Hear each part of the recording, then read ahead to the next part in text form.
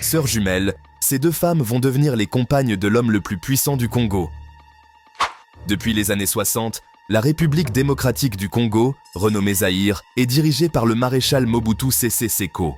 Dirigeant son pays d'une main de fer, le léopard du Zaïre a aussi une vie sentimentale peu ordinaire.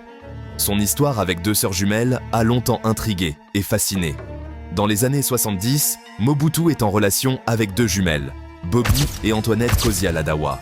Après le décès de sa femme, il se marie avec l'une d'entre elles. Bobby devient alors l'épouse officielle du maréchal et obtient le titre de première dame. Malgré le mariage, l'autre sœur, Antoinette Kozia, reste la maîtresse du président. Initialement mariée à un oncle de Mobutu, Antoinette est considérée comme l'épouse non officielle. Lors des cérémonies, les deux femmes, souvent habillées de manière identique, accompagnent Mobutu, ce qui rend leur distinction difficile pour le public et les médias. Les jumelles vivent dans une opulence extravagante, résidant dans des palais démesurés, avec des collections de vêtements, du marbre importé et des fêtes fastueuses. Bobby devient une figure influente au sein du cercle Mobutu. Certains la décrivent comme plus politique et plus ambitieuse que sa sœur. Lorsque le régime de Mobutu s'effondre, en 1997, Bobby et Antoinette l'accompagnent en exil au Maroc, où il s'éteint 4 mois plus tard.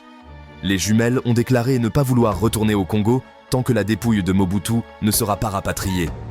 À la tête d'une fortune considérable estimée à plusieurs milliards de dollars, les deux sœurs vivent dans la discrétion entre le Maroc, la Belgique et la France.